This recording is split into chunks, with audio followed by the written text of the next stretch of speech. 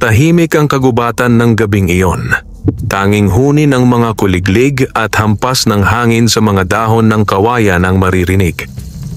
Sa ilalim ng malamlam na liwanag ng buwan, naglalakad si Noriel, isang simpleng binata na anak ng isang magsasaka. Sanay siya sa hirap, matatag ang katawan at busilak ang puso. Galing siya sa ilog matapos manghuli ng isdang kanyang ipang-uulam kinabukasan. Sa kanyang kamay ay may hawak na maliit na sulo at sa kanyang balikat ay nakasabit ang lambat. Habang tinatahak niya ang madilim na daan pabalik sa kanilang baryo, nakarinig siya ng kakaibang ingay. Isang mahina ngunit malinaw na tinig ng isang babaeng umiiyak. "Tulungan mo ako! Pakiusap!" Napatigil si Noriel. Sa unay inakala niyang hangin lamang iyon o isang engkanto na sinusubok siya. Ngunit nang muling marinig ang tinig, mas malinaw at may halong paghingi ng saklolo, hindi na siya nagdalawang isip. Sinundan niya ang tinig patungo sa pusod ng kagubatan, sa lugar na matagal nang pinagbabawalan ng matatanda sa baryo. Ayon sa mga alamat, doon daw naninirahan ng mga diwata at nilalang na hindi dapat gambalain ng tao. Ngunit sa puso ni Noriel na naigang awa, kung may nangangailangan ng tulong, hindi siya uurong. Habang papalapit siya, unti-unting lumiliwanag ang paligid. Ang mga dahon ay kumikislap na tila may mga mumunting bituin na nakasabit.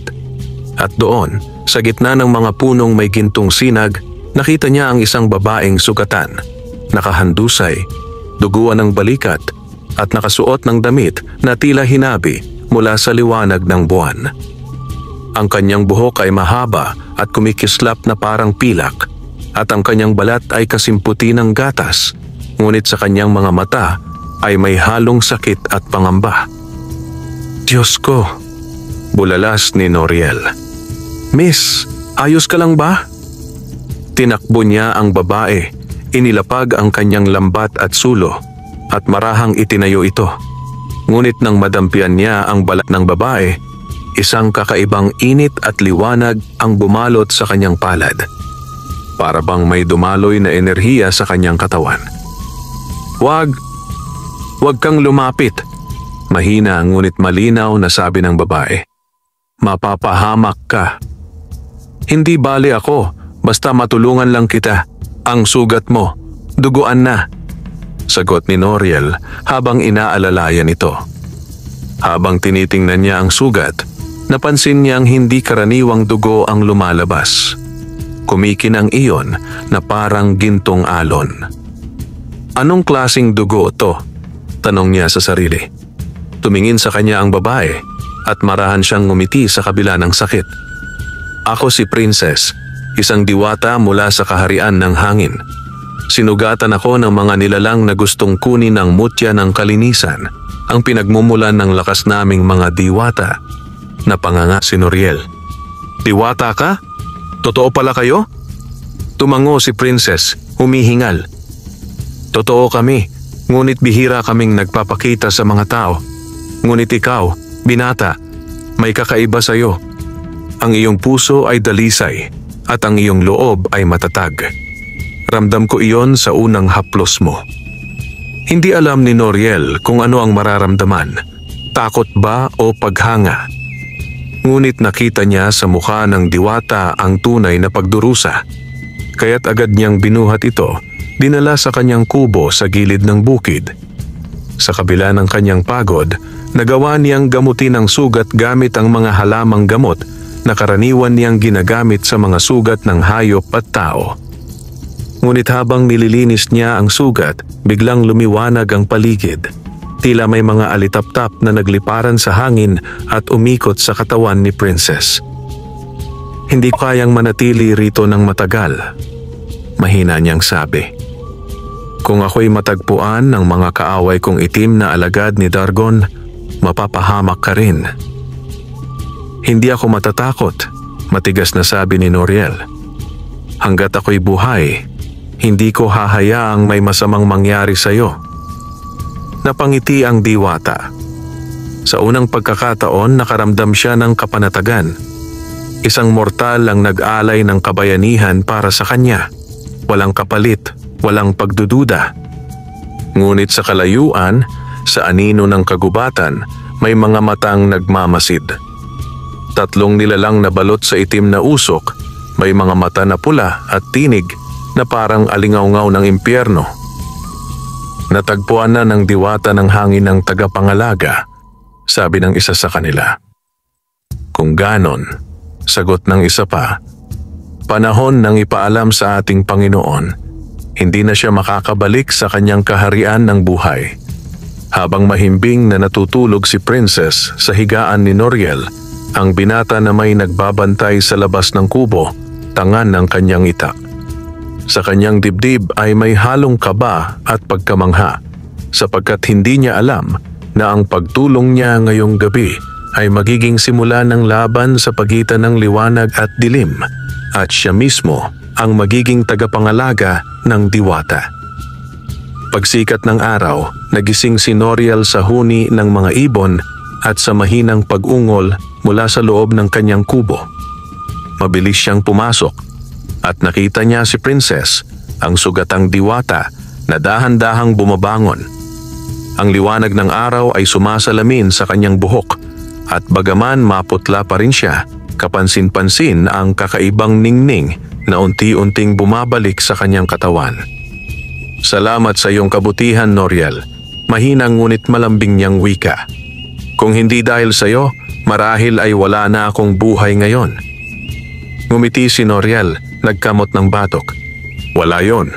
Wala namang matinong tao ang manonood lang habang may sugatang nilalang sa harap niya, diwata man o tao. Napangiti si Princess, ngunit napayuko rin. Ngunit hindi mo alam ang panganib na kaakibat ng pagtulong sa akin.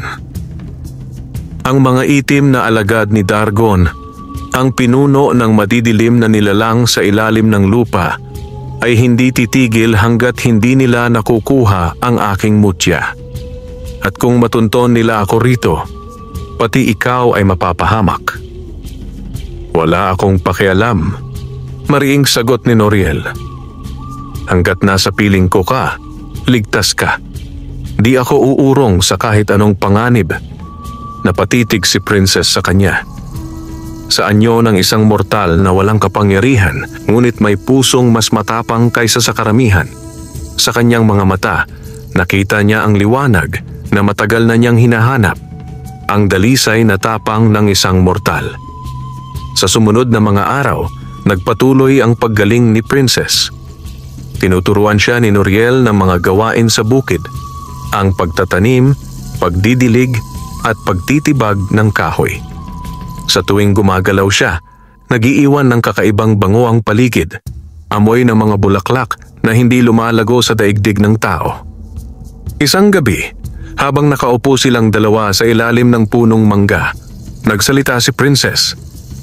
Noriel, alam mo ba kung bakit kami binigyan ng mga mutya? Hindi.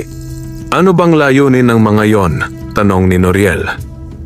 Ang mutya, sagot ni Princess, ay kaluluwa ng kalikasan. Sa pamamagitan nito, nabubuhay ang hangin, ulan at liwanag.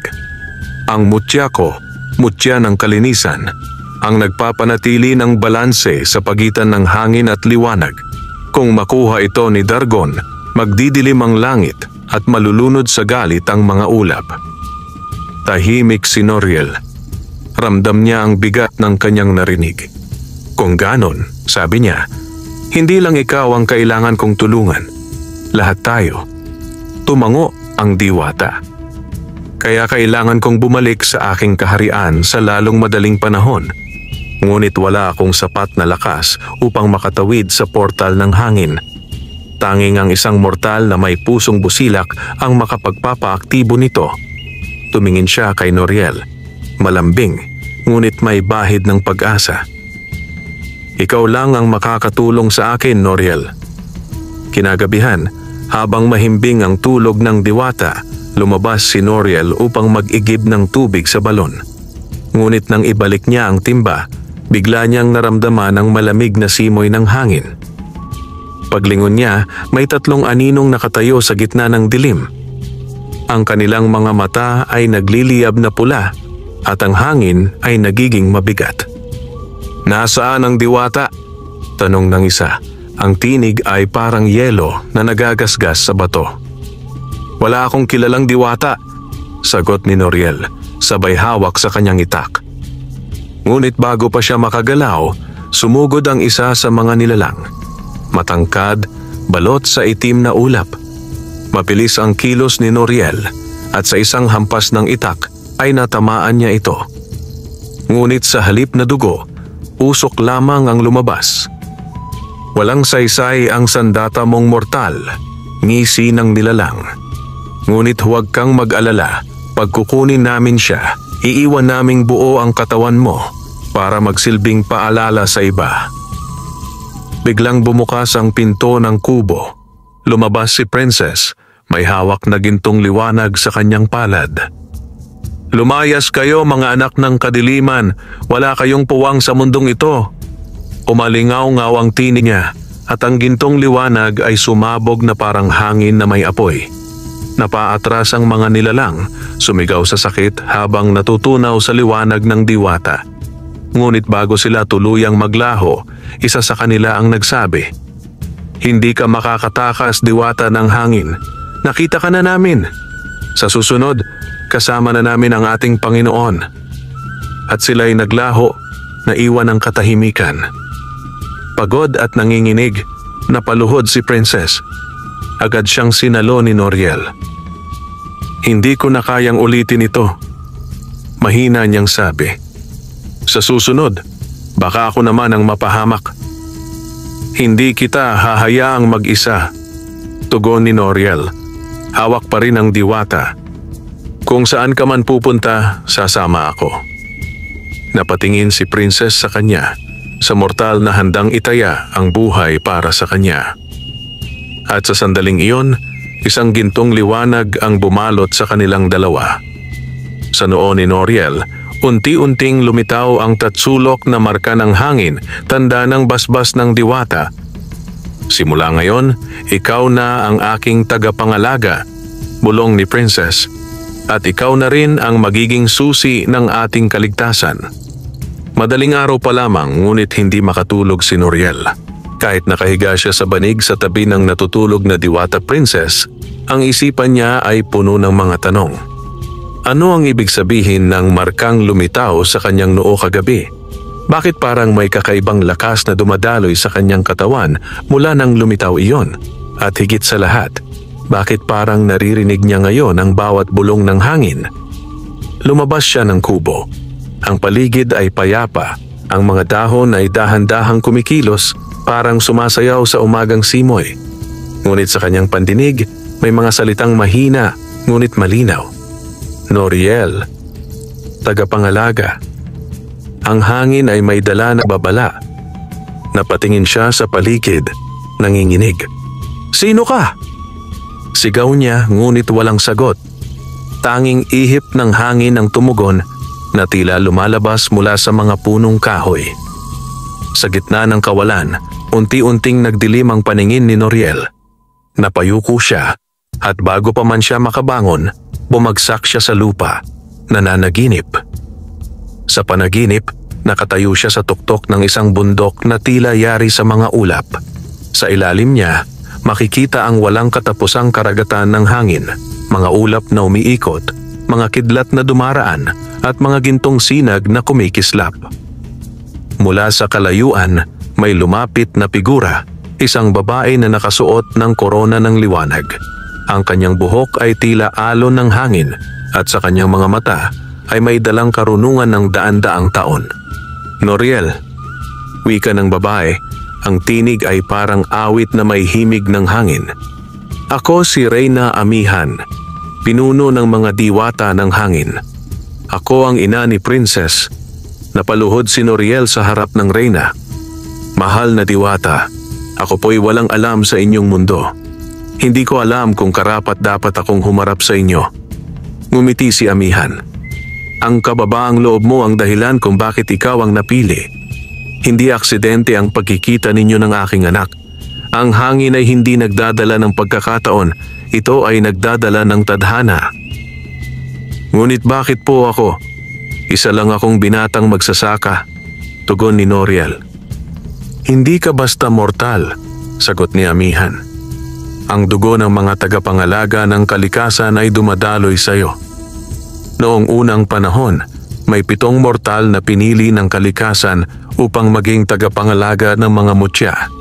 Isa sa kanila ay ang iyong ninuno, si Alon, ang tagapangalaga ng hangin. Nagulat si Noriel. Ibig sabihin, dugo ko siya? Tumango si Amihan. At ngayon, sa pagbabalik ng dilim, muling nagising ang iyong dugo. Ang marka sa iyong noo ay tanda ng iyong pagkagising bilang bagong tagapangalaga. Ngunit tandaan mo, Noriel, ang kapangyarihan ng hangin ay hindi lamang lakas, ito'y karunungan at disiplina. Kung gagamitin mo ito ng may galit, ikaw ay sisirain nito. Bago pa man siya makasagot, biglang lumakas ang hangin.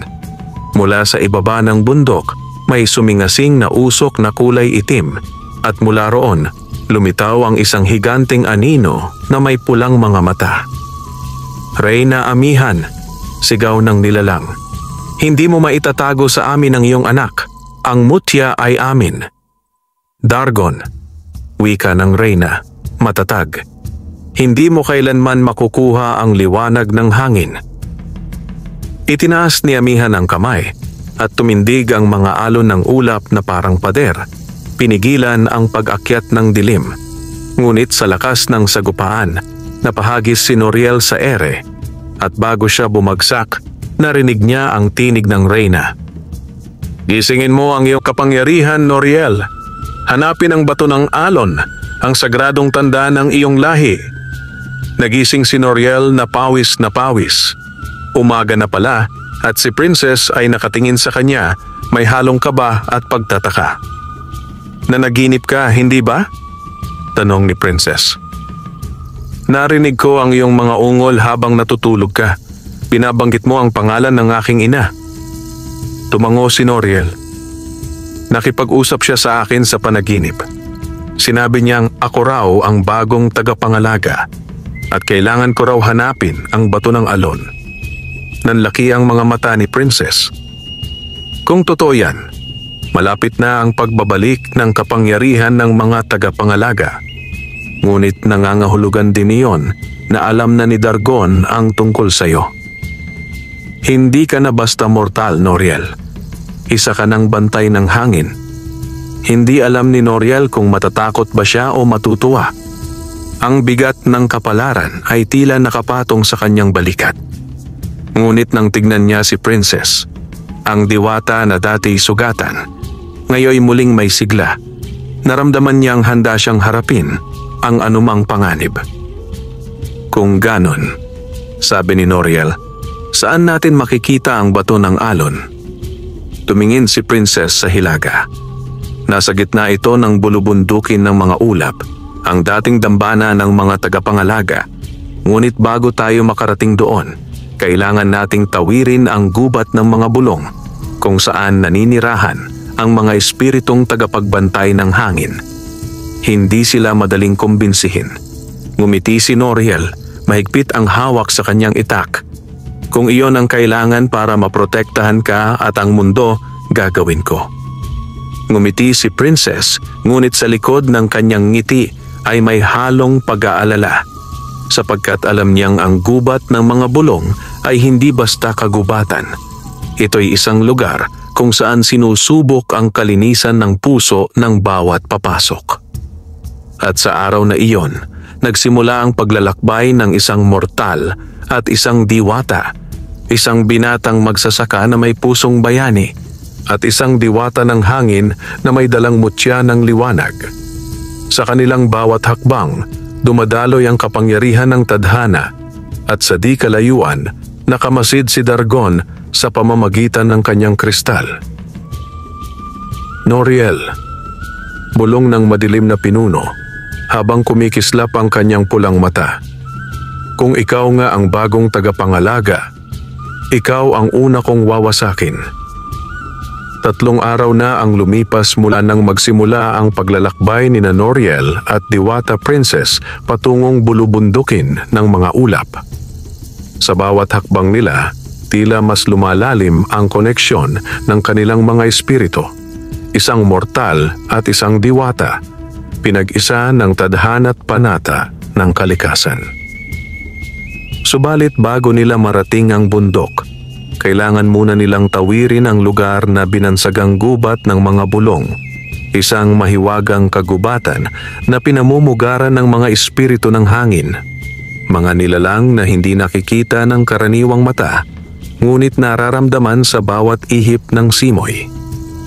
Noriel, sabi ni Princess habang tinuturo ang makapal na kagubatan sa di kalayuan. Iyan na ang gubat ng mga bulong. Diyan sinusubok ang sinumang may dalang kapangyarihan ng hangin. Kung hindi malinis ang loob, maliligaw ka roon at hindi na makakabalik. Huminga ng malalim si Noriel. Kung pagsubok ito, haharapin ko. Hindi ako lalayo hanggat di natin nakukuha ang bato ng alon. Ngumiti si Princess, ngunit may bahid ng pag-aalala. Hindi mo lang kakaharapin ang panganib, Noriel. Kakaharapin mo rin ang sarili mo. Pagtuntong nila sa loob ng kagubatan, agad nilang naramdaman ang kakaibang lamig. Ang mga puno ay tila nabubuhay. Ang mga sangay kumikilos na parang may sariling isip. Ang mga dahon ay kumikintab sa liwanag ng buwan at sa bawat pag-ihip ng hangin ay may mga tinig na bumubulong. Bakit mo siya tinutulungan? Hindi mo siya kilala. Sa dulo ng daan, iiwan ka rin niya. Napahinto si Noriel. Princess, naririnig mo ba yon? Tumango si Princess. Huwag kang makinig. Ang mga boses na yan ay likha ng mga espiritu ng alinlangan. Subukin nilang lasunin ang iyong damdamin. Ngunit habang lumalalim sila sa kagubatan, lalo pang lumalakas ang mga bulong at mas nagiging totoo sa pandinig ni Noriel. Isa ka lang magsasaka. Ano ang laban mo sa mga nilalang ng langit? Hindi ikaw ang nararapat maging tagapangalaga. Isa ka ring makasalanan. Napayuko si Noriel. Parang bumibigat ang dibdib niya. Ang mga alaala ng kanyang nakaraan ay biglang sumulpot. Ang mga panahong siya ay tinatawanan ng mga kabaryo, tinatawag na walang mararating, anak ng mahirap, hangal sa panaginip. Maging ang mukha ng kanyang ama na namatay sa sakit dahil hindi niya nagamot ay sumulpot sa kanyang isipan. Ako ang dapat tumulong kay ama noon. Pero wala akong nagawa. Bulong niya sa sarili, nanginginig ang tinig. Biglang lumabo ang paligid.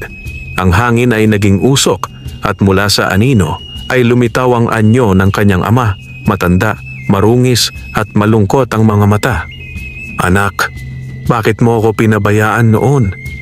Napatigil si Noriel. Hindi ikaw yan. Hindi totoo to. Ngunit kahit alam niyang ilusyon, hindi niya kayang pigilan ng pagluha.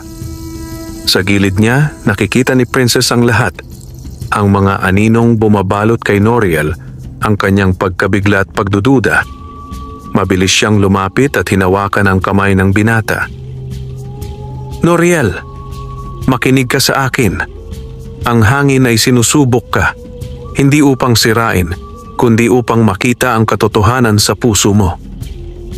Ngunit hindi siya naririnig ni Noriel. Ang mga bulong ay mas lumakas pa, tila nagiging sigaw sa kanyang utak. Hindi ka karapat-dapat. Ang dugo mo ay mortal lamang. Ang mga diwata ay malulupit na nilalang, iiwan ka rin niya. Sa gitna ng kaguluhan ng isip, biglang kumislap ang marka sa noo ni Noriel, ang tatsulok ng hangin. Mula rito, lumabas ang liwanag na kulay asul at humuni ang malakas na ihip ng hangin sa buong kagubatan. Tumigil kayo! Sigaw ni Noriel, sabay pagbuka ng kanyang mga palad. At sa isang iglap, ang mga aninong bumabalot sa paligid ay naglaho na parang abo sa hangin. Ang katahimikan ay muling bumalik at ang mga bulong ay napalitan ng himig ng mga ibon. Sa harap nila, lumitaw ang tatlong espiritu ng hangin. Mga nilalang na gawa sa liwanag at ulap. Ang kanilang mga mata ay kumikislap at sa kanilang anyo ay may halong kataasan at kababaang loob. Noriel, tagapangalaga ng bagong panahon, sabi ng unang espiritu. Nilinis mo ang iyong puso mula sa alinlangan. Ang iyong tapang ay hindi galing sa lakas, kundi sa katapatan ng loob, dagdag ng ikalawa. At dahil diyan, sabi ng ikatlo, habang iniaabot ang isang bilog na bato na kulay bughaw, ito ang selyo ng hangin, ang unang tanda ng iyong pagkilala bilang tunay na tagapangalaga. Kinuha ni Noriel ang bato. Sa oras na dumampi ito sa kanyang kamay, dumaloy ang kakaibang enerhiya sa kanyang katawan. Parang libu-libong hangin ang sabay-sabay na humihinga sa kanyang kaluluwa. "Princess," mahina niyang sabi, "parang may gumigising sa loob ko." Ngumiti si Princess, bakas ang tuwa sa muka. "Iyan ang unang antas ng iyong kapangyarihan, ang sigla ng hangin. Mula ngayon, maririnig mo ang kalikasan at mauunawaan ang wika ng mga alon ng hangin." Ngunit sa kabila ng kanilang tagumpay, sa malayong bundok ay gumagalaw ang madilim na ulap. Sa loob ng isang kuweba, nakaupo si Dargon, ang hari ng dilim, habang pinagmamasdan sa kristal ang nangyari. Nakalampas sila sa gubat ng mga bulong. Bulong niya may ngiti ng panlilinlang. Ngunit hindi pa siya ganap. Hindi niya pa alam ang tunay na lakas ng hangin. Itinaas ni Dargon ang kanyang kamay at mula sa lupa ay lumitaw ang tatlong nilalang na balot sa itim na apoy. "Mga alagad ko, humanda kayo. Sa susunod nilang hakbang, salubungin ninyo sila sa lambak ng mga ulap. Gusto kong mahuli ang diwata ng hangin, buhay man o patay." Habang papalabas sa gubat sina Noriel at Princess, muling umihip ang hangin. Ngunit ngayong pagkakataon, dala nito ay himig ng pag-asa. Tumingin si Noriel sa diwata. "Princess, simula ngayon, hindi lang ako tagapangalaga mo. Kakampi mo ako hanggang dulo." Tumingin din si Princess sa kanya. May halong ngiti at lungkot. "At ako, hindi lang ako diwata na iyong tinulungan. Ako'y magiging gabay mo. At kung kailanman dumating ang dilim, ako ang magiging liwanag na tatanglaw sa iyo." Sa pagyakap ng gabi, nagpatuloy silang maglakad patungo sa hilaga, dala ang bagong lakas at bagong pag-asa. Ngunit hindi nila alam, ang susunod na daan ay hindi lamang pagsubok ng tapang, kundi pagsubok ng damdamin at sakripisyo. Pagkatapos nilang makalampas sa gubat ng mga bulong, nagpatuloy sina Noriel at Diwata Princess sa kanilang paglalakbay patungong bulubundukin ng mga ulap. Ngunit bago pa nila marating ang tuktok, kailangan muna nilang tawirin ang lambak ng mga ulap, isang mahiwagang kapatagan na laging nababalot ng manipis na hamog at hangin na tila may buhay. Habang naglalakad sila, hindi mawala sa isip ni Noriel ang kakaibang enerhiyang dumadaloy sa kanyang katawan. Sa tuwing humihinga siya, tila sumasabay ang hangin sa kanyang bawat galaw. Ang mga dahon ay kumikilos kasabay ng tibok ng kanyang puso. "Princess," sabi niya habang sinusundan ng diwata, "pakiramdam ko, parang may sariling isip ang hangin. Tila alam nito ang bawat hakbang ko." Ngumiti si Princess. "Iyan ang unang palatandaan na tanggap ka na ng kalikasan. Kapag naramdaman mong sumasabay ang hangin sa iyo, nangangahulugang handa ka ng gamitin ang kapangyarihan mo hindi lang para sa sarili, kundi para sa kabutihan ng lahat." Tumingala si Noriel, pinikit ang mga mata, at sa isang iglap, sumabay sa kanya ang ihip ng hangin. Banayad. Ngunit may puwersang kayang magpahinto ng mga dahon. Parang buhay siya, wika niya, halos pabulong. "Oo," tugon ni Princess. Ang hangin ay kaluluwa ng kalikasan. Ngunit mag-ingat ka sapagkat sa bawat puwersa ng liwanag may kapantay na puwersa ng dilim. At tila sagot sa kanyang mga salita, biglang dumilim ang langit. Ang mga ulap ay nagtipon at ang tahimik na lambak ay napuno ng malakas na ugong. Mula sa gitna ng ulap, bumaba ang 3 nilalang na balot sa itim na apoy at usok. Ang kanilang mga mata ay pulang-pula at ang kanilang tinig ay tila halinghing ng mga halimaw sa kailaliman. Ayan sila, wika ni Princess, sabay atras ng bahagya. Ang mga 3 alagad ni Dargon. Lumakad pa abante si Noriel, hawak ang kanyang itak, handang ipagtanggol ang diwata. Ang una sa kanila ay payat na parang anino, ang tinig ay malamig. Ako si Silakbo, ang espiritu ng galit. Ako ang hangin ng puot na gumigiba ng kapayapaan. Ang ikalaway matangkad at tila yari sa ulap na itim. Ako si Alapaap, ang espiritu ng paglilinlang. Sa bawat paningin ng tao, ako ang nagiging anino ng katotohanan. At ang pangatlo, pinakamalaki sa kanila ay balot ng kadiliman at apoy. Ako si Pugon, ang espiritu ng apoy ng hangin, ang nagliliyab sa galit ni Dargon. Ako ang kamatayan ng mga tagapangalaga. Umalingaw-ngaw ang kanilang mga tinig at ang lambak ay yumanig. Noriel, wika ni Princess.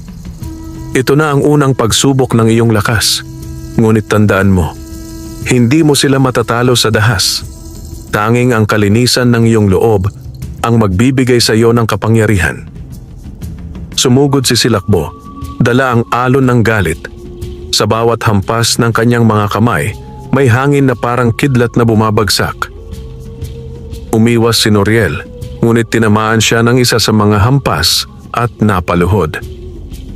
Hindi mo kayang kontrolin ang hangin, mortal, sigaw ni Silakbo. Ngunit nang marinig iyon, kumalma si Noriel. Inalala niya ang sinabi ni Reyna Amihan sa kanyang panaginip. Ang hangin ay hindi mo pag-aari. Isa kang daluyan lamang ng kanyang damdamin. Pumikit siya, huminga ng malalim at inabot ang kanyang palad sa hangin. Sa isang iglap, dumaloy sa kanyang katawan ang bughaw na liwanag. Uminit ang paligid at umihip ang malakas na hangin na umikot sa kanya. Parang buhawi.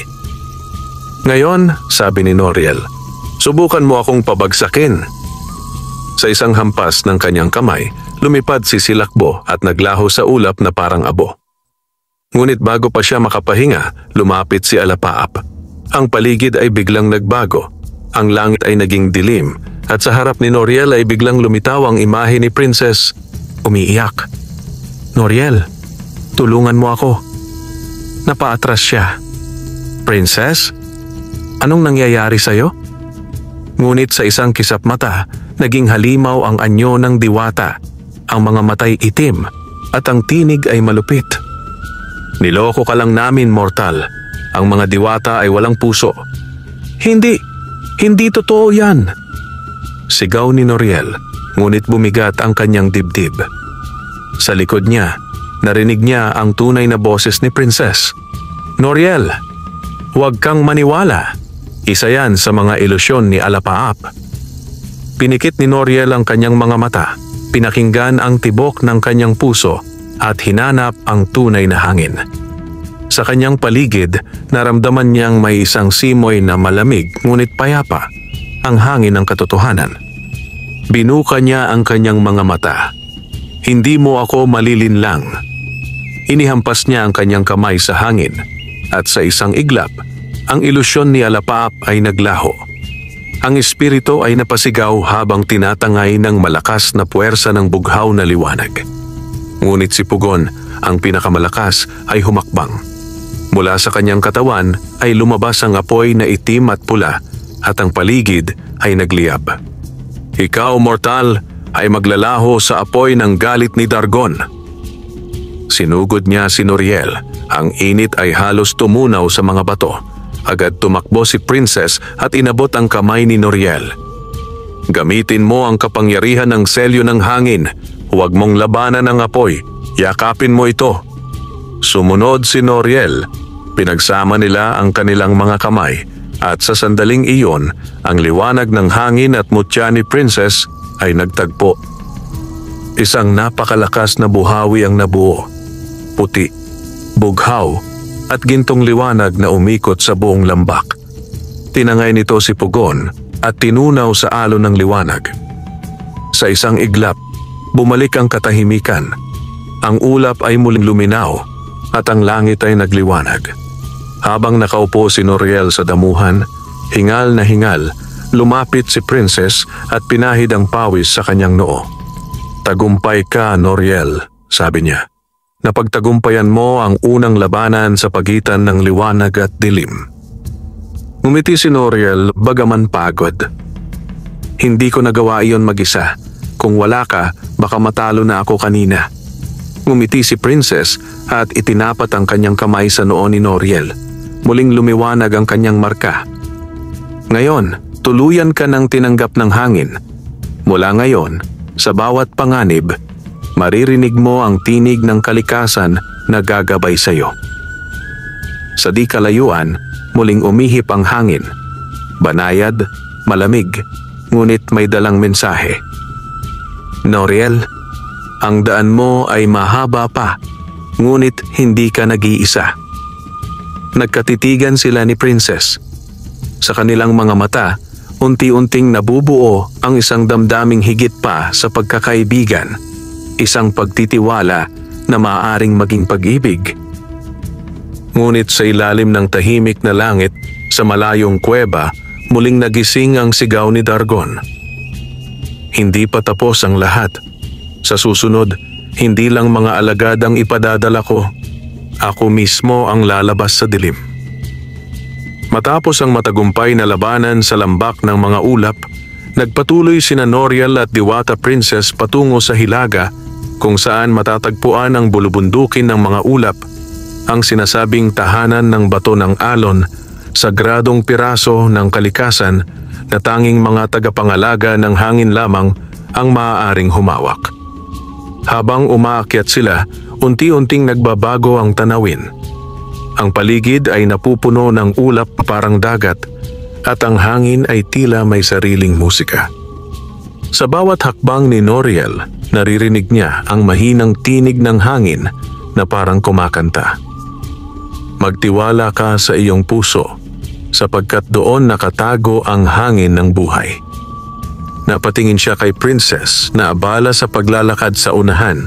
Ang kanyang buhok ay sumasabay sa ihip ng hangin at sa kanyang muka ay makikita ang liwanag na tila hindi nanggagaling sa araw kundi sa kanyang kaluluwa mismo. "Noriel," sabi ni Princess nang mapansin niyang tahimik ang binata. "Malapit na tayo sa lugar ng bato ng alon. Ngunit bago natin ito makuha, kailangang pumasa ka sa pagsubok ng hangin. Hindi ito labanan ng lakas, kundi labanan ng loob at katapatan." "Pagsubok na naman?" natatawang tanong ni Noriel bagaman may kaba sa kanyang dibdib. "Hindi na ba matatapos ang mga ito?" Ngumiti si Princess. "Hanggat hindi mo pa lubusang nauunawaan ang kapangyarihan mo, magpapatuloy ang mga pagsubok, sapagkat ang tunay na tagapangalaga ay hindi ipinanganak, hinuhubog. Nang marating nila ang tuktok, tumambad sa kanila ang isang malawak na kapatagan na natatakpan ng makapal na ulap. Sa gitna nito ay may malaking bato na hugis spiral at sa ibabaw ay nakapatong ang bato ng alon, isang kristal na kulay asul na kumikislap na parang dagat na binubuo ng hangin. Ngunit sa paligid ng bato ay umiikot ang mga malalakas na buhawi, tila mga bantay na hindi pumapayag na basta-basta itong lapitan. "Paano natin makukuha yon?" tanong ni Noriel, nakatingin sa mga nagwawalang buhawi. "Tanging ang may dalisay na hangarin ang makakalapit dyan," paliwanag Princess. "Kapag nagduda ka o nagpadala sa takot, tatanggihan ka ng hangin." Huminga ng malalim si Noriel at marahang lumapit. Sa bawat hakbang niya, lumalakas ang ihip ng hangin, tila sinusukat ang bigat ng kanyang puso. "Hindi ako susuko," bulong niya sa sarili. "Hindi ako lalaban para lang sa kapangyarihan. Lalaban ako para kay Princess at para sa kalikasan na ginagalawan namin. Ngunit biglang lumakas ang hangin. Ang mga alon ng ulap ay bumuo ng imahe. Ang imahe ni Dargon, ang hari ng kadiliman. Isa ka lang mortal, sigaw ng tinig. Hindi mo kayang pigilan ang kapalaran ng mga diwata. Lalamunin ka rin ng dilim. Napaatras si Noriel, ngunit naramdaman niya ang kamay ni Princess sa kanyang balikat. Noriel, tandaan mo, ang takot ay kasinungalingan. Ang hangin ay laging nasa panig ng katotohanan. Makinig ka sa tibok ng iyong puso. Pumikit si Noriel, huminga ng malalim at inilapat ang palad sa dibdib. Sa kanyang isipan, narinig niya ang tinig ni Reyna Amihan. Ang bato ng alon ay hindi kayang kunin. Ito ay tinatanggap. Binuka niya ang kanyang mga braso, hinayaan ang hangin na dumaloy sa kanyang katawan at biglang nagliwanag ang kanyang marka sa noo. Ang mga buhawi ay unti-unting humina at ang bato ng alon ay lumutang papunta sa kanyang harapan. Dumampi ito sa kanyang kamay at sa sandaling iyon, isang malakas na alon ng bughaw na liwanag ang sumabog sa buong tuktok ng bundok. Pagkatapos ng liwanag, unti-unting bumalik ang katahimikan. Nakaupo si Noriel, hawak ang bato ng alon, habang nakamasid si Princess na may ngiti sa labi at mga matang puno ng luha ng tuwa. Noriel, sabi ni Princess, tagumpay ka. Isa ka ng ganap na tagapangalaga ng hangin. Ang kalikasan ay ganap ng kinikilala ka. Ngumiti si Noriel, bahagyang huminga ng malalim. Pero bakit parang may nakikita akong kakaiba sa loob ng bato? Lumapit si Princess at sabay nilang tiningnan ang loob ng bato ng alon. Sa loob nito, unti-unting nabubuo ang mga imahe ng 7 liwanag, ang 7 sagradong mutya ng kalikasan: hangin, tubig, lupa, apoy, bituin, halaman at buhay. Ang mga ito, wika ni Princess, halos hindi makapaniwala. Ang 7 puwersang bumubuo sa ating daigdig. Kung ang isa ay bumagsak, mawawala ang balanse ng lahat. Napatingin si Noriel sa kanya. Kung ganon, may iba pa akong dapat hanapin? Tumango si Princess. Oo, ngunit hindi natin magagawa iyon ng mag-isa. Kailangan nating hanapin ang ibang mga tagapangalaga ng kalikasan. Nawala na sila sa paglipas ng panahon, ngunit kung gising na ang hangin, malamang ay gigising din ang iba. Ngunit bago pa sila makapagpatuloy, biglang nagdilim ang langit. Mula sa timog, bumagsak ang itim na ulap at sa gitna nito ay lumitaw ang napakalaking anino, si Dargon mismo. Akala nyo'y ligtas kayo? Bulong ng tinig na nagpagalaw sa mga bato. Salamat sa inyo. Natagpuan ko na kung nasaan ang bato ng alon at ngayon, akin na ito. Itinaas ni Dargon ang kanyang kamay at mula sa lupa ay tumindig ang mga halimaw na yari sa usok at apoy. Ang bundok ay yumanig at ang hangin ay napuno ng takot. Hinawakan ni Noriel ang bato ng alon at sa kanyang kamay ay nagliyab ang bughaw na liwanag. Hindi mo ito makukuha, Dargon. Ang bato ng alon ay para sa mga pinili ng liwanag. Ngumisi si Dargon, ang mga matay kumikislap na pula. Tingnan natin kung hanggang saan kakayang ipagtanggol ng liwanag mo, mortal. Tumama ang una bugso ng itim na enerhiya kay Noriel. Ngunit pinigilan niya ito gamit ang hangin. Lumipad si Princess sa ere, naglabas ng gintong sinag mula sa kanyang palad. Sa kanilang dalawa, ang liwanag at hangin ay nagsanib upang harapin ang dilim. Ang tuktok ng bundok ay naging larangan ng labanan. Ang mga ulap ay umikot, ang mga bato'y lumulutang, at ang mga halimaw ay natutunaw sa bughaw na kidlat. Ngunit sa lakas ni Dargon, unti-unting napapagod si Noriel. Ang bato ng alon ay kumikislap sa kanyang kamay, ngunit parang may kulang. Noriel, sigaw ni Princess, ibigay mo sa akin ang kalahati ng lakas ng bato. Hatiin natin ito. Pagsamahin ang kapangyarihan ng diwata at tao. Hindi nagdalawang isip si Noriel. Hinawakan nila pareho ang bato. At sa sandaling iyon, isang liwanag na puti at bughaw ang sumabog. Isang alon ng hangin na nagpalipad kay Dargon pabalik sa ulap.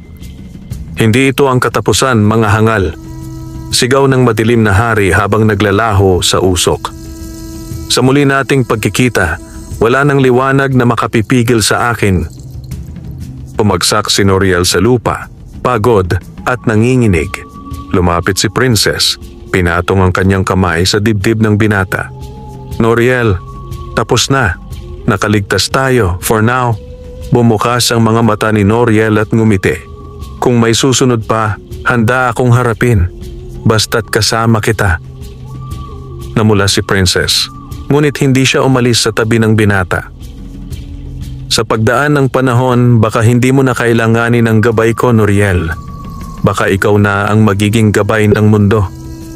Ngumiti si Noriel, tumingin sa langit na ngayoy malinaw na at puno ng liwanag. Kung ganon, sabay nating babaguhin ang tadhana. At sa paglipas ng hangin sa tuktok ng bundok, nagdala ito ng bagong pangako. Isang kasunduan ng diwata at tao na magbubukas ng bagong kabanata sa laban ng liwanag at dilim. Ang umaga sa bulubundukin ng mga ulap ay payapa, tila walang bakas ng kaguluhan na naganap kagabi. Ang liwanag ng araw ay dumadampi sa mga ulap na parang gintong alon ng pag-asa. Sa gitna ng tuktok, nakaupo si Noriel, nakapikit, habang nasa kanyang mga kamay pa rin ang bato ng alon na kumikislap sa bughaw na liwanag. Tahimik siyang nagmumuni-muni. Sa bawat hinga niya, nararamdaman niya ang pintig ng hangin, ang himig ng kalikasan. Naririnig niya ang mga bulong ng mga puno, ang awit ng mga ibon, at maging ang pag-ikot ng hangin sa pagitan ng mga ulap. Lumapit si Diwata Princess, dala ang ilang halamang gamot. Nararamdaman mo na ba ang ugnayan mo sa kalikasan? Tanong niya, habang marahang nilalagay sa sugat ni Noriel ang dahon na naglalabas ng liwanag. Oo, tugon ni Noriel, marahang dumilat. Parang naririnig ko na ang bawat hinga ng mundo. Pero Princess, tumigil siya sandali at tinitigan ng diwata. May naririnig din akong panawagan, mahihinang tinig, parang may mga nilalang na humihingi ng tulong sa iba't ibang panig. Napakunot ang noo ni Princess. Iyan ang tawag ng ibang mutya. Ang mga tagapangalaga ng kalikasan ay muling gumigising. Ang panawagan nila ay maririnig lamang ng kapwa tagapangalaga. Ibig sabihin, oras na para hanapin natin sila. Ngunit saan tayo magsisimula? Tanong ni Noriel. Kinuha ni Princess ang bato ng alon at itinaas ito sa liwanag. Sa loob ng kristal, unti-unting lumitaw ang 7 sinag. Bawat isa ay may kanya-kanyang kulay at direksyon. Asul para sa hangin, berde para sa halaman, pula para sa apoy, putik kayumanggi para sa lupa, agwamarina para sa tubig, pilak para sa bituin, ginto para sa buhay. Ang mga sinag na ito ay unti-unting kumalat at sa hangin ay lumitaw ang mapa ng kaharian ng mga mortal, mga bundok, ilog at gubat. Sa iba't ibang bahagi ng mapa, may mga titik ng liwanag na kumikislap. Ito ang mga lugar kung saan naroroon ang ibang tagapangalaga, paliwanag ni Princess. Ngunit hindi natin alam kung gising na sila o tulog pa. Kailangan nating puntahan isa-isa bago pa sila maunahan ni Dargon. Habang tinitingnan ni Noriel ang mapa, isang berdeng sinag ang lumakas sa timog. Doon, sa gitna ng malawak na kagubatan, ay may liwanag na kumikintab. Iyon, sabi ni Princess, ang tirahan ng tagapangalaga ng halaman. Sinasabing siya ang may kapangyarihan sa mga ugat, bulaklak, at punong nagbibigay buhay sa daigdig. Kung ganon, sabi ni Noriel, doon tayo unang pupunta. Bumaba sila mula sa bundok Ngunit bago pa man makalayo, muling nagliyab ang bato ng alon. Mula rito ay lumabas ang imahe ni Reyna Amihan, ang ina ni Princess, na anyong liwanag ng hangin. "Anak ko, Noriel," sabi ng Reyna. Ang tinig ay malambing ngunit puno ng babala. "Tama ang inyong ginagawa, ngunit mag-ingat kayo sapagkat habang nagigising ang mga tagapangalaga, nagigising din ang mga anino ng kadiliman, mga alagad ni Dargon na dating nilabanan ng unang mga tagapangalaga." "Reyna Amihan," sagot ni Noriel, "handa po kaming harapin ang anumang panganib. Hindi kami uurong." Tumango ang Reyna, may ngiti ng pagmamalaki. "Nakikita ko sa iyo ang tapang ng iyong ninuno, si Alon. Tandaan mo, ang lakas mo ay nagmumula hindi sa sandata, kundi sa puso mo. Iyon ang dahilan kung bakit pinili ka ng hangin." Pagkatapos ay naglaho ang imahe ng Reyna, naiwan ang katahimikan. Habang tinatahak nila ang daan patungo sa timog, napansin ni Noriel na masigla ang bawat hakbang nila. Ang mga bulaklak ay bumubuka sa kanilang daraanan at ang mga punong dinaanan nila ay tila yumuyuko bilang pagbati. "Ang kalikasan ay kumikilala sa iyo," sabi ni Princess. "Ang hangin ay may kapangyarihang magising ang mga nakakatulog na espiritu." Ngunit habang papalapit sila sa gitna ng kagubatan, biglang bumigat ang hangin. Ang mga punong dahon ay tila natutuyo at ang mga ibon ay nagliparan sa takot. "May kakaibang enerhiya," bulong ni Noriel. "Parang may masamang puwersang nagbabantay." At hindi siya nagkamali. Sa gitna ng kagubatan, sa paligid ng malaking punong nara, nakatayo ang isang nilalang na kalahating tao at kalahating ugat, balot ng mga baging na parang buhay. Ang kanyang mga mata ay berdeng kumikislap at ang kanyang tinig ay parang dagundong ng lupa. "Sino kayo, mga dayuhan?" tanong nito. Ang tinig ay matigas. "Bakit ninyo ginagambala ang aking gubat?" Tumugon si Princess, marahang yumuko bilang paggalang. "Ako si Diwata Princess, tagapangalaga ng hangin. Kasama ko ang bagong tagapangalaga ng hangin, si Noriel. Nais naming makilala ang tagapangalaga ng halaman." Ngumisi ang nilalang. "Tagapangalaga? Wala nang ganoon sa panahong ito. Matagal nang nilamon ng dilimang mga tagapangalaga. Wala nang pag-asa ang kalikasan." "Totoo bang ikaw ang tagapangalaga ng halaman?" tanong ni Noriel. "Tama ka," sagot ng nilalang. "Ako si Lakan Verde, ngunit ang aking puso ay nilason ng kadiliman. Hindi ako naniniwala sa liwanag. Lahat ng nilalang ay pabaya at walang saysay ang pagprotekta sa mundong unti-unting namamatay." Nagtama ang tingin ni Noriel at Princess. Alam nilang ito ang bagong pagsubok, ang pagbabalik sa liwanag ng isang dating tagapangalaga na ngayon ay nababalot ng poot. "Lakan Verde," sigaw ni Noriel. "Hindi pa huli ang lahat.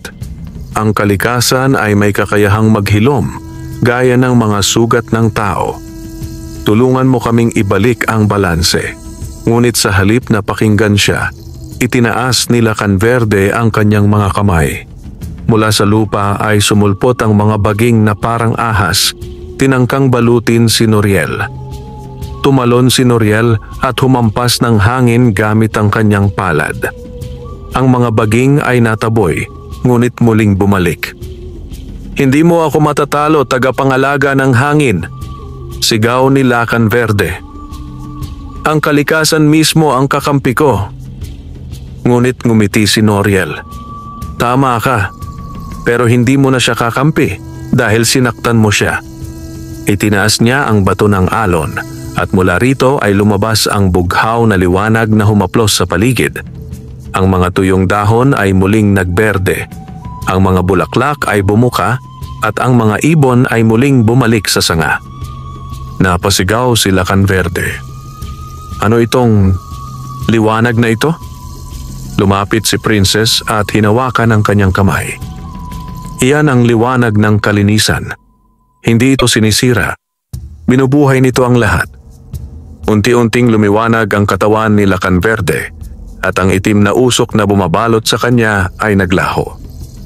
Sa halip, ang kanyang mga mata ay muling naging malinaw at ang kanyang balat ay kumislap sa kulay ng luntian. "Salamat," wika ni Lacan Verde habang lumuhod sa harap nila. "Pinatawad ako ng kalikasan. Ako ay muling nanunumpa bilang tagapangalaga ng halaman. Ngayon, 3 na silang tagapangalaga, ang hangin, ang halaman, at ang diwata ng kalinisan." Sa pagsasanib ng kanilang mga lakas, unti-unting nagising ang kagubatan. Ang mga punong natuyot ay muling lumago at ang mga hayop ay bumalik sa kanilang tahanan. Ngunit sa kalayuan, sa ilalim ng lupa, nagagalit si Dargon habang nakatingin sa kanyang kristal. Isa pa sa kanila ang nagising, ngunit hindi pa huli. Kapag nakuha ko ang mutya ng buhay, lahat ng kalikasan ay mamamatay. At sa kanyang kamay, humigpit ang hawak sa itim na batong nilalambungan ng apoy, ang puso ng kadiliman. Ang araw ay sumikat sa kagubatang kanilang binuhay. Sa bawat sanga may mga bagong usbong at sa bawat bulaklak may halimuyak ng pag-asa. Si Noriel, Diwata Princess at Lacan Verde ay pansamantalang nagpahinga sa lilim ng punong Narra. Ang 3 ay tahimik, ngunit ang kanilang mga puso ay puno ng bagong layunin. Ang ipagpatuloy ang paghahanap sa iba pang mga tagapangalaga bago patuluyang magising si Dargon, ang hari ng kadiliman. Habang nag-aalmusal sila ng prutas at inihaw na saging, nagsalita si Lacan Verde. "Nararamdaman kong may nilalang na naghihintay sa silangan," sabi niya, nakatingin sa hangin. "Isang enerhiyang hindi ko maipaliwanag, banayad ngunit makapangyarihan. Ang himig ng buhay mismo, ang mutya ng buhay," bulong ni Princess. "Iyan ang sentro ng lahat ng kapangyarihan ng kalikasan. Kung makuha ito ni Dargon, lahat ng nilalang, tao, diwata, hayop, at halaman ay mamamatay." Tumayo si Noriel. "Kung ganon, huwag na tayong mag-aksaya ng oras. Hanapin natin ito bago pa siya maunahan ng dilim." Ngumiti si Princess, ngunit sa likod ng ngiting iyon ay may halong pangamba. Hindi lamang sa kapalaran ng mundo, kundi sa nararamdaman niyang unti-unting pagbabago sa kanyang puso sa tuwing tinitingnan si Noriel. 3 araw silang naglakad patungong silangan. Sa bawat hakbang, ang paligid ay tila nagiging mas luntian at mas buhay. Ang mga hayop ay lumalapit sa kanila na tila kumikilala. Ang mga bulaklak ay automatikong bumubuka kapag dumadaan si Noriel. Ngunit habang papalapit sila sa pinagmumulan ng liwanag ng mutya, napansin ni Princess ang kakaibang enerhiya sa paligid. Ang hangin ay malamig, ngunit sa ilalim ng lupa ay may init na tila umaagos. "May kakaibang puwersa dito," sabi niya. "Nararamdaman kong may nilalang na nagtatago sa paligid. Isang espiritu na nagbabantay sa mutya. Hindi pa man sila nakalalapit, biglang bumukas ang lupa. Mula rito ay sumulpot ang isang halimaw na tila pinaghalo ng tao at puno. Malalaking kamay na gawa sa ugat at katawan na balot ng mga dahon at putik.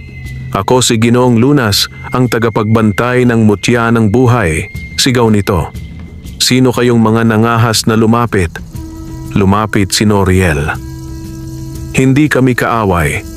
Nais naming protektahan ang mutya laban sa kadiliman ni Dargon." Ngunit nagngit-ngit ang halimaw. "Marami nang nangakong ganoon, ngunit silang lahat ay naging kasangkapan ng dilim. Hindi ko ipagkakatiwala sa mga mortal ang huling liwanag ng buhay." At sa isang iglap, sinugod sila ni Ginoong Lunas. Tumalbog ang lupa at ang mga ugat ay sumulpot mula sa ilalim. Tinangkang kapusin sina Noriel at Princess. "Magsitabi kayo," sigaw ni Lacan Verde, sabay palo ng kanyang kamay sa lupa. Mula roon ay lumabas ang mga baging na berde na nakipagtagisan sa mga ugat ni Ginoong Lunas. Habang naglalaban ang 2 puwersa ng kalikasan, lumipad si Princess at naglabas ng gintong liwanag mula sa kanyang mga palad. Tinamaan nito ang halimaw, ngunit sa halip na masaktan, lalo itong lumakas. "Ang liwanag mo'y walang bisa sa akin, Diwata," sigaw ng halimaw.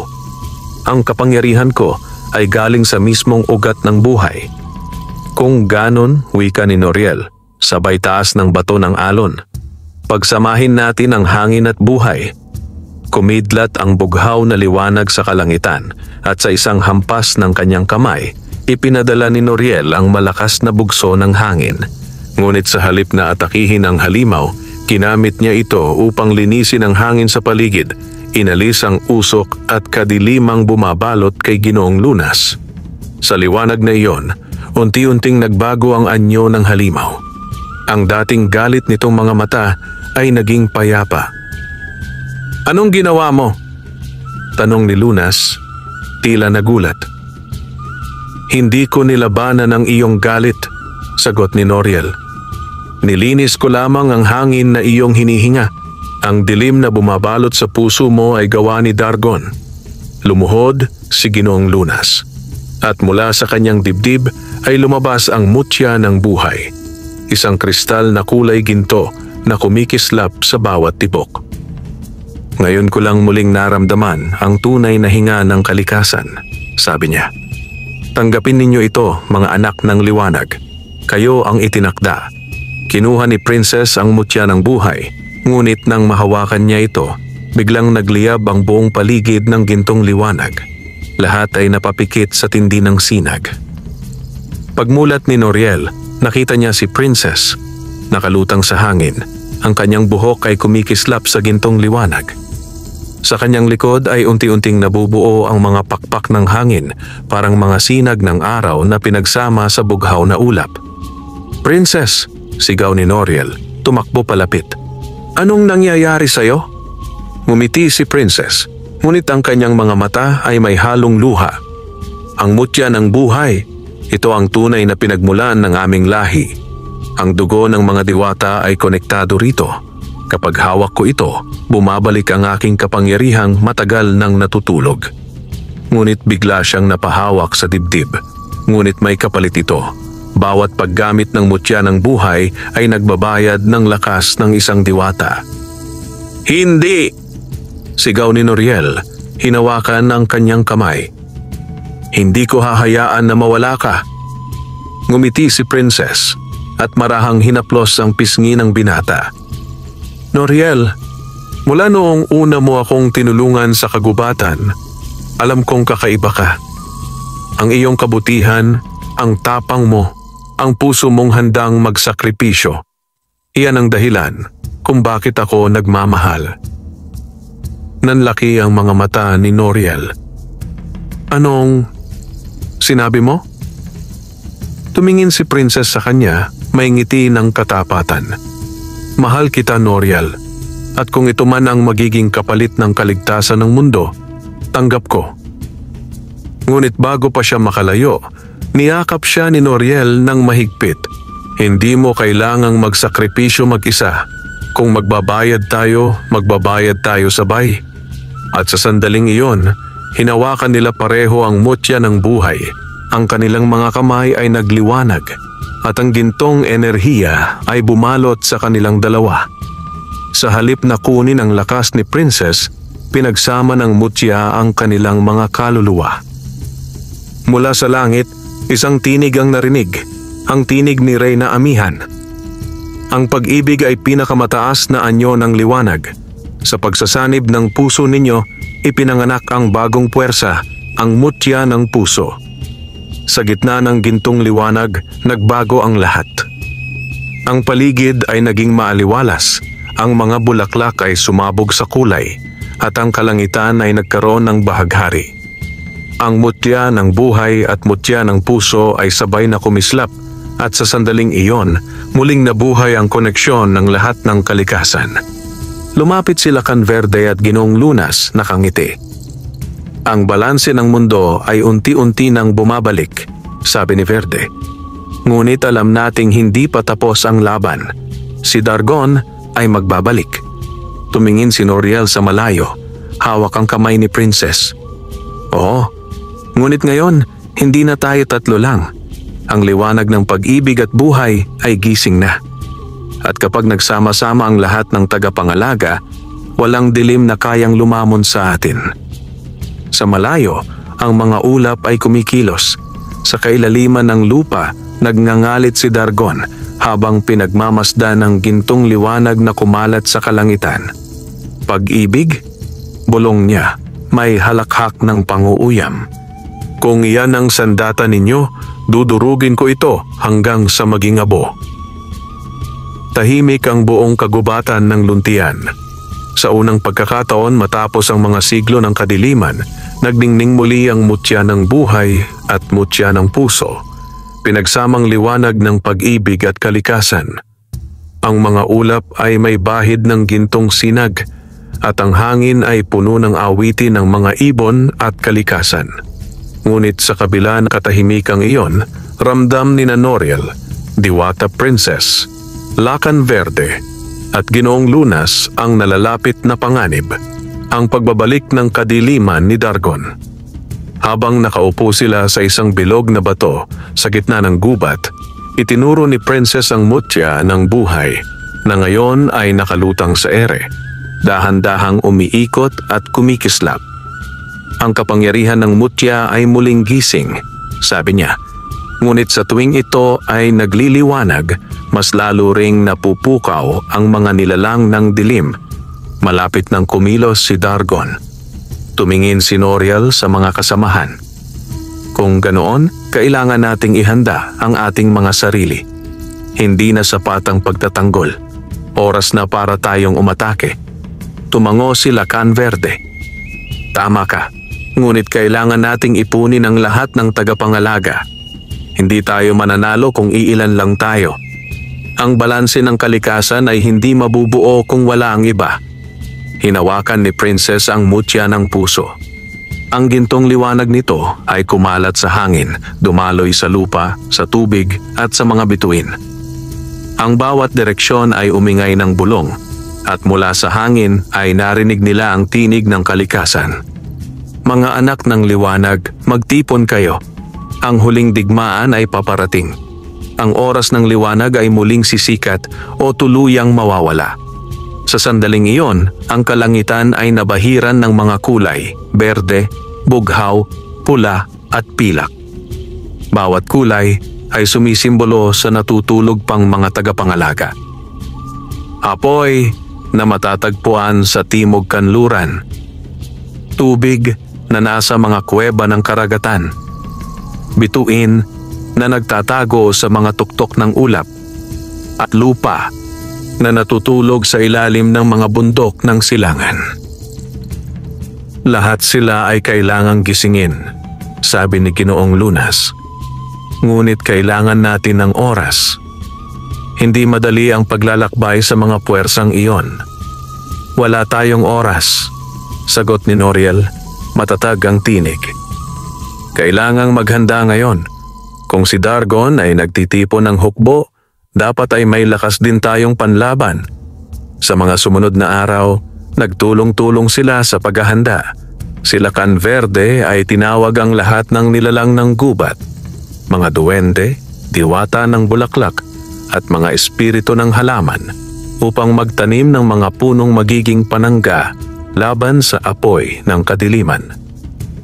Si Ginoong Lunas naman ay gumamit ng kanyang kapangyarihan upang pagalingin ang mga sugatang nilalang ng kalikasan at lumikha ng mga panangga ng buhay, mga punong kayang sumipsip ng itim na enerhiya ni Dargon. Habang si Princess ay nagdasal sa mga hangin at ulap, tinatawag ang mga diwata ng langit upang magbantay sa himpapawid.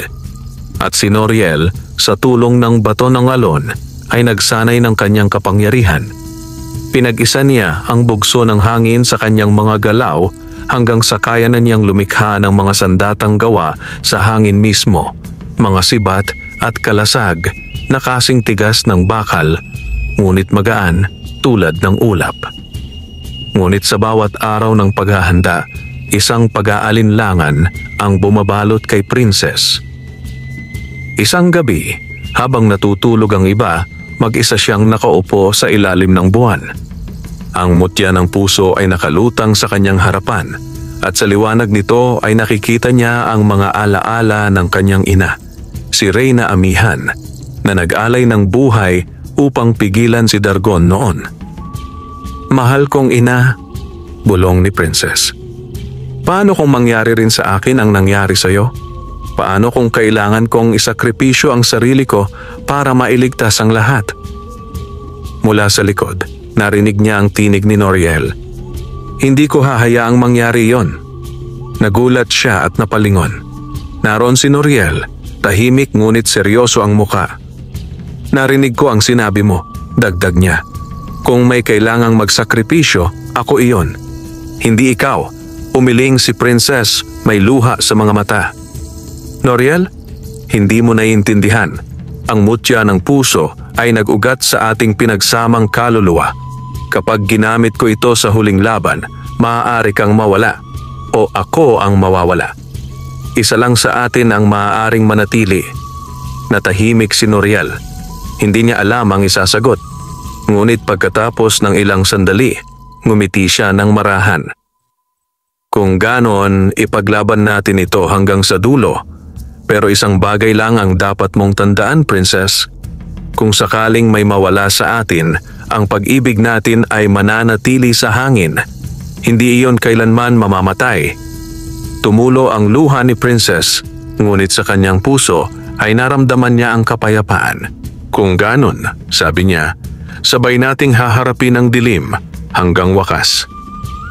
Kinabukasan, yumanig ang lupa, ang himpapawid ay nagdilim at ang mga ulap ay naging itim na apoy. Mula sa kailaliman ng lupa ay lumitaw ang mga halimaw ni Dargon, mga nilalang na gawa sa usok at apoy, may mga mata na naglalagablab sa galit. Sa itaas ng ulap, narinig nila ang malakas na tinig ni Dargon, umaalingaw-ngaw sa buong kalangitan. "Mga anak ng liwanag, ang panahon ng mga diwata ay tapos na. Ako na ang bagong hari ng kalikasan, hari ng kadiliman."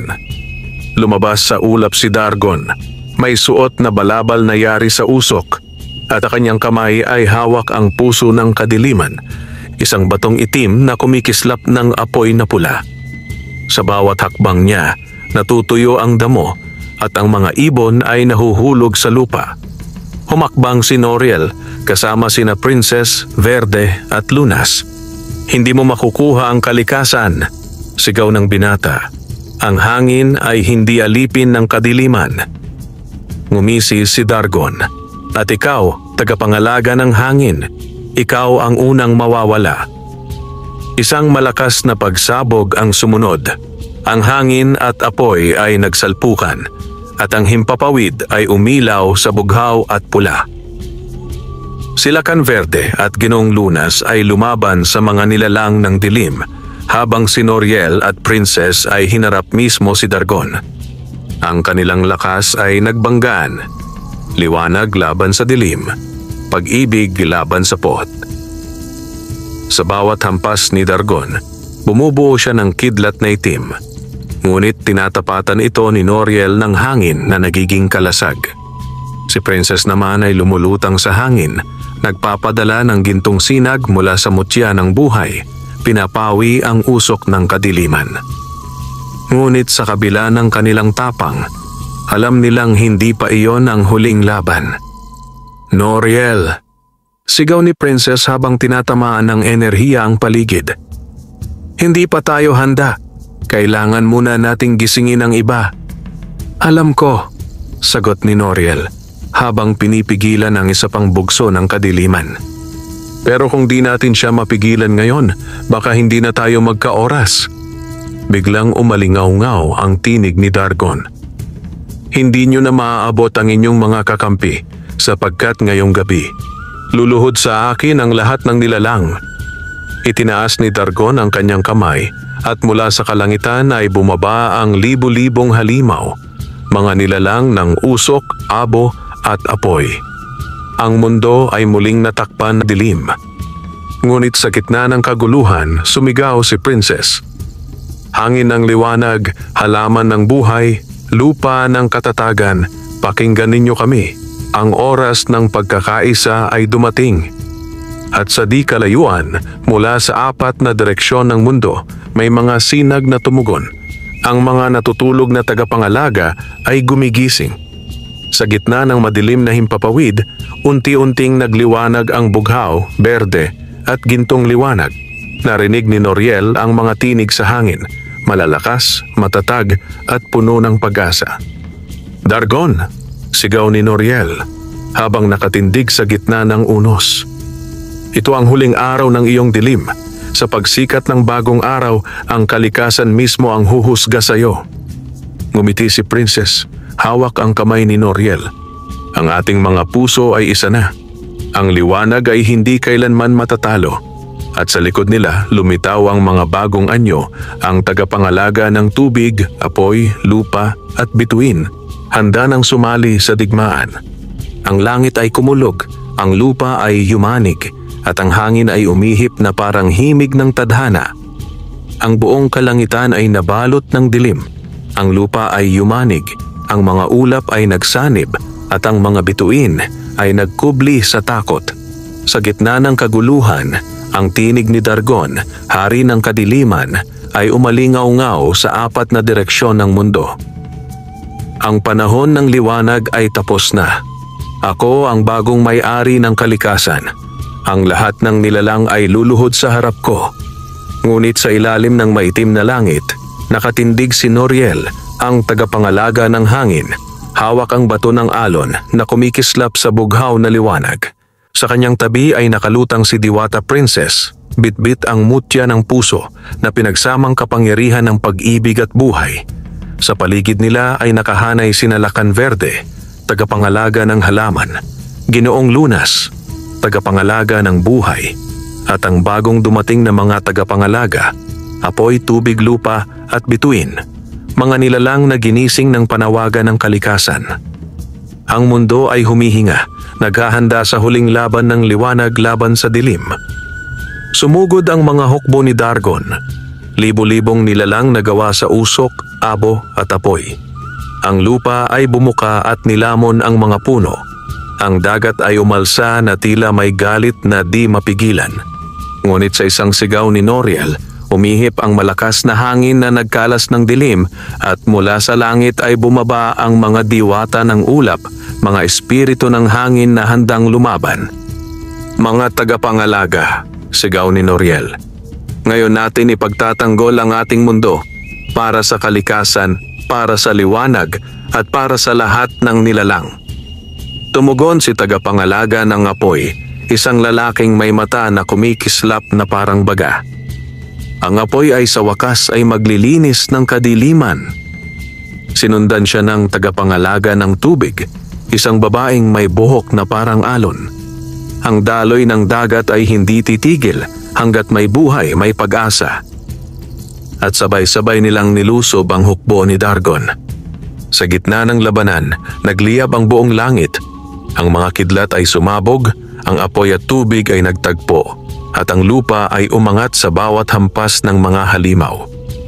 Ang mga tagapangalaga ay lumaban ng buong lakas, ngunit si Dargon ay napakalakas. Ang kanyang puso ng kadiliman ay patuloy na lumalakas habang mas maraming takot ang nadarama sa mundo. "Noriel!" sigaw ni Dargon habang bumabagsak mula sa ulap. "Isang mortal na tulad mo ang gustong maging bayani? Talo ka sa kapangyarihan ng isang nilalang na sinilang sa dilim." Itinaas ni Dargon ang kanyang kamay, at mula roon ay lumabas ang itim na kidlat na tumama sa dibdib ni Noriel. Napatigil ang binata, bumagsak sa lupa, at sandaling nawala ang kanyang hininga. "Noriel!" sigaw ni Princess, lumipad palapit.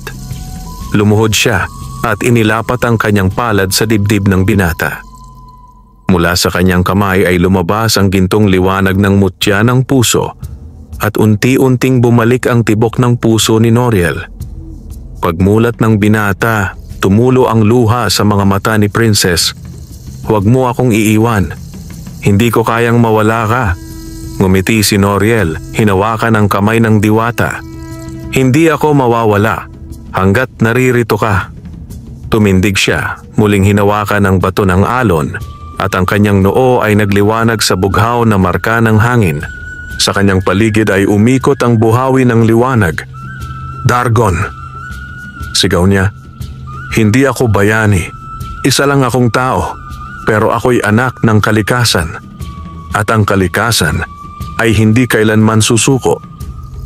Sa isang iglap, nilipad niya si Dargon at nagbanggaan ang kanilang mga kapangyarihan. Ang hangin at kadiliman ay nagsalpukan. Naglikha ng alon ng enerhiya na nagpasabog ng liwanag sa buong langit. Habang nagpapatuloy ang labanan, napansin ni Princess na unti-unting nasisira ang kalikasan sa paligid. Ang bawat pagsabog ng enerhiya ay nagpapalubog sa lupa, nagpapasiklab sa apoy at nagpapadilim sa ulap. Alam niyang kung hindi nila tatapusin ang laban, mawawala ang buong mundo. Lumapit siya kay Noriel habang patuloy itong nakikipaglaban. "Noriel, kailangan nating gamitin ang mutya ng puso. Iyon lang ang kayang humigop sa lakas ng kadiliman." Umiling si Noriel. "Hindi pwede, Princess. Kapag ginamit mo iyon ng buo, ikaw ang mawawala." "Mas mabuti nang mawala ako," sagot niya, nangingilid ang luha, "kaysa mawala ang lahat ng nilalang."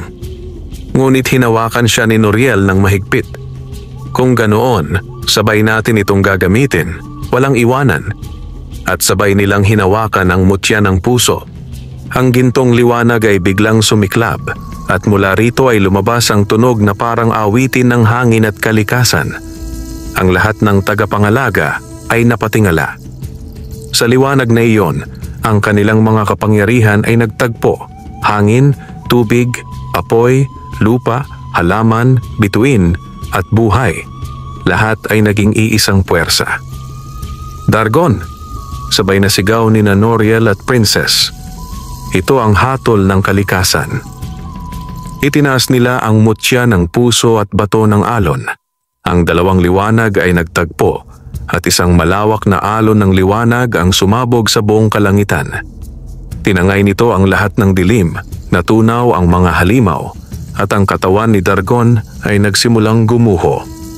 "Hindi, maaari ito," sigaw ni Dargon habang unti-unting natutunaw sa bughaw gintong liwanag.